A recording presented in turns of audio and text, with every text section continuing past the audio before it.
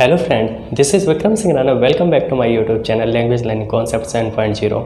तो दोस्तों, जैसे कि पिछले वीडियो में हमने डिस्कस किया था कि हिंदी भाषा की लिपियों के बारे में, ठीक है। आज हम डिस्कस करने वाले हैं हिंदी भाषा क्या होती है, हिंदी भाषाओं में उपभाषाएँ क्या होती हैं, उपभाषाओं के अंतर्गत आने वाली बोलियाँ क्या होती हैं और बोलियों में किन किन क्षेत्र विशेष में बोली जाती हैं, वो क्षेत्र विशेष क्या क्या होते हैं, ठीक है। इन सारे बिंदुओं पे हम चर्चा करेंगे, लेकिन इस चर्चा को आगे बढ़ाने से पहले हम जान लेते हैं कि जब संविधान का निर्माण हुआ था तो संविधान के निर्माण के वक्त हमारे पास कितनी भाषाएं, उपभाषाएं एवं बोलियां थीं और वर्तमान की स्थिति में हमारे पास कितनी भाषाएं, कितनी उपभाषाएं और बोलियां हैं। इनके ऊपर एक दृष्टि डाल लेते हैं। तो देखिए, तो जैसे कि दोस्तों 26 जनवरी 1950 को जब हमारा संविधान आया तो उसमें 14 भाषाओं का वर्णन मिलता है, ठीक है। इसके बाद हमारा 21वां संविधान संशोधन हुआ 21, ठीक है। कॉन्स्टिट्यूशनल अमेंडमेंट हुआ, कब हुआ? 1967 में, ठीक है। 21वां संविधान संशोधन 1967 में आया, जिसमें कि एक भाषा को जोड़ा गया जिसे सिंधी भाषा कहा जाता है, ठीक है। इसके बाद हम देखते हैं कि 71वां संविधान संशोधन हुआ, ठीक है, 1992 में, 1992 में, ठीक है। इसमें 3 भाषाओं को जोड़ा गया। प्रथम की बात करूं तो मैं नेपाली थी, दूसरी थी मणिपुरी, तीसरी थी कोंकणी, ठीक है। कोंकणी जो कि बात करते हैं हमारी गोवा की भाषा कहलाती है, ठीक है, जिसको हम नमक एक शॉर्ट ट्रिक है उसके थ्रू याद कर सकते हैं। फिर हमारा 92 कॉन्स्टिट्यूशनल अमेंडमेंट आया, ठीक है, संविधान संशोधन आया 2003 में। इसमें हमारी 4 भाषाओं को जोड़ा गया। पहली जो थी वो हमारी मैथिली थी, दूसरी हमारी शथाली थी, तीसरी डोंगरी थी, ठीक है, तीसरी हमारी क्या थी? डोंगरी थी, और चौथी जो थी वो हमारी बोडो थी।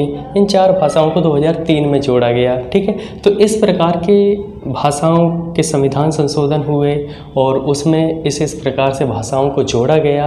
तो बात कर लेते, जब हमारा संविधान का निर्माण हुआ था उस समय हमारे पास जो थी 5 उपभाषाएँ थी, ठीक है।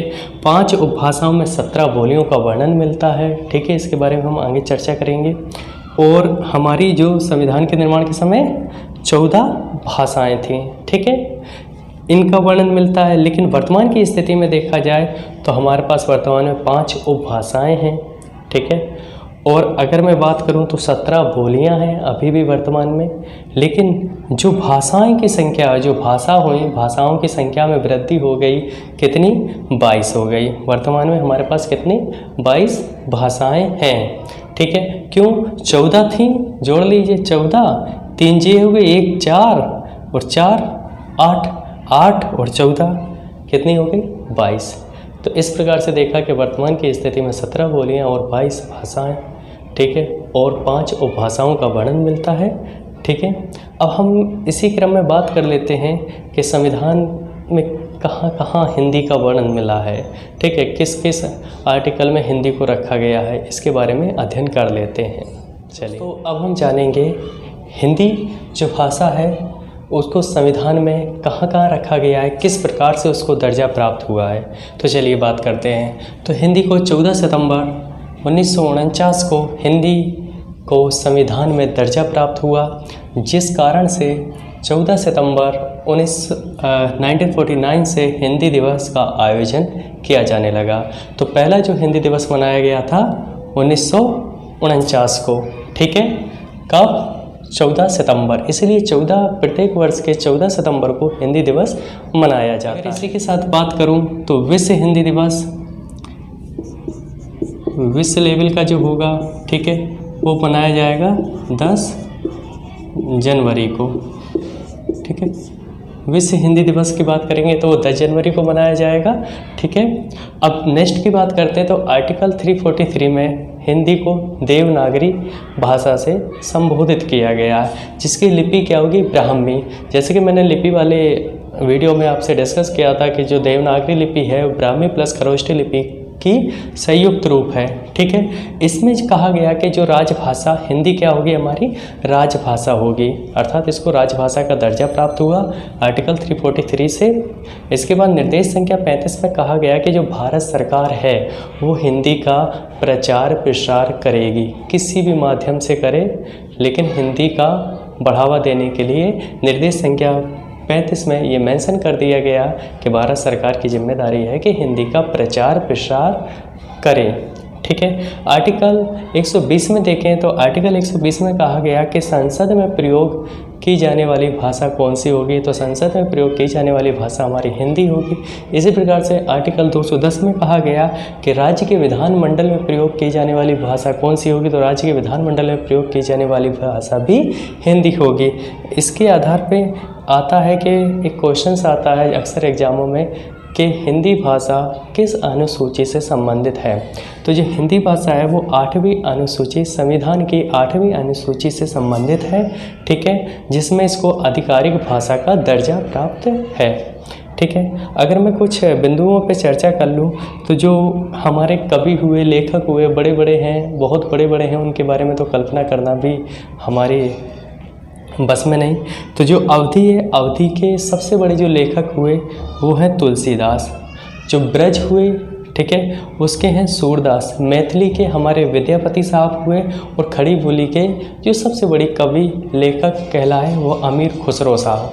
इस प्रकार से हमने देखा कि हिंदी भाषा का संविधान में कहाँ कहाँ रखा गया, क्या क्या दर्जा प्राप्त हुए हैं। ठीक है, इसी क्रम में थोड़ा सा अपभ्रंश के बारे में जान लेते हैं। दोस्तों अब बात कर लेते हैं अपभ्रंश की। ठीक है, सोर्स यानी जो अपभ्रंश है उसके अंतर्गत कौन कौन सी उपभाषाएँ आती हैं उनके बारे में चर्चा कर लेते हैं। ठीक है, और सोर्स यानी जो अपभ्रंश है वो किस परिवार के अंतर्गत आता है वो भी चर्चा कर लेते हैं। ठीक है, चलिए देखते हैं। तो सोर्स यानी अपभ्रंश, सोर्स यानी अपभ्रंश को मुख्यतः 3 प्रकार में विभाजित किया जाता है। ठीक है, अपभ्रंश के रूप के आधार पर। प्रथम है सोर्स यानी अपभ्रंश। ठीक है, दूसरा है अर्धमगधी अपभ्रंश। ठीक है, अर्धमगधी अपभ्रंश। तीसरा है मगधी अपभ्रंश। ठीक है, इस आधार पर देखेंगे कि जो इसमें उपभाषाएं हैं वो कौन कौन सी रखी गई हैं। सोर्स यानी अपभ्रंश में देखेंगे हम तो पश्चिमी हिंदी, ठीक है, इसमें राजस्थानी हिंदी, इसमें पहाड़ी हिंदी।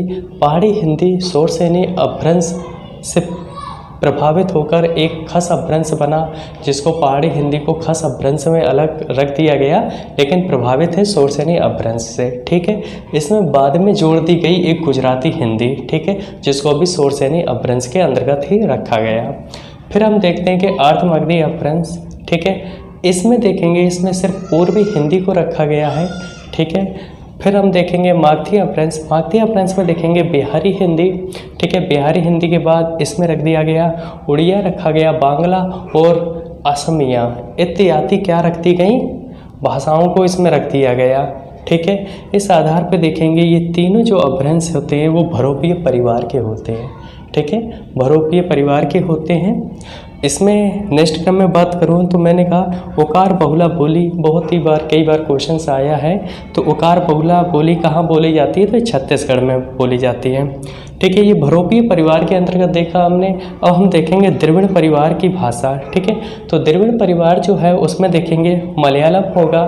ठीक है, इसमें तेलुगु होगा, कर्नाटका होगा, कन्नड़ होगा और तमिल इत्यादि की ये क्षेत्र विशेष हैं जो उसमें कौन सा द्रविड़ परिवार लागू होता है। इसी क्रम में देखेंगे अपभ्रंश का वाल्मीकि, कई बार पूछा गया। तो अपभ्रंश का वाल्मीकि किसे कहते हैं, तो अपभ्रंश का वाल्मीकि स्वयंभू को कहते हैं। पयुम चयुम इनकी एक रचना है जिस आधार पर इन्होंने अपभ्रंश का बहुत ही अच्छा वर्णन किया है, उसमें देखेंगे। एक और क्वेश्चन आता है, चलिए मैं लिख देता हूँ कि भाषा के आधार पर, भाषा के आधार पर प्रथम राज्य का गठन। ठीक है, भाषाई आधार पर प्रथम राज्य का गठन हुआ वो कौन सा था, हमारा आंध्र प्रदेश। ठीक है, ये याद रखना, कई बार पूछा है। ठीक, भाषा के आधार पर प्रथम राज्य का जो गठन हुआ वो आंध्र प्रदेश का हुआ। तो दोस्तों इस प्रकार से देखा कि अपभ्रंश क्या होते हैं हमारी।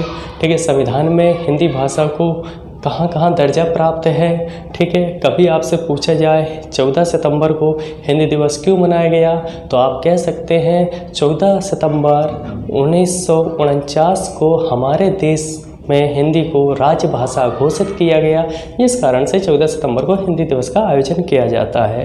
ठीक है, तो दोस्तों इस जानकारी में हमने कुछ इसके थोड़ा थोड़ा जाना, इसके बारे में हिंदी भाषा के बारे में जाना, उसके संविधान में कहाँ कहाँ दर्ज है उसके बारे में जाना। अब जो अपभ्रंश हैं, ठीक है, इन अपभ्रंश में जो भाषाएं हैं, उपभाषाएं हैं, बोलियां और क्षेत्र, इसके बारे में विस्तृत अध्ययन करेंगे कि पश्चिमी हिंदी के अंतर्गत कौन कौन सी बोलियां आती हैं, पूर्वी हिंदी के अंतर्गत कौन आती है, बिहारी के, राजस्थानी, पहाड़ी, इन प्रकार की जो उपभाषा हैं इनके अंतर्गत कौन कौन सी बोलियां आती हैं। ठीक है, इसके बारे में हम अपने नेक्स्ट वीडियो में चर्चा करेंगे। तब तक के लिए थैंक यू।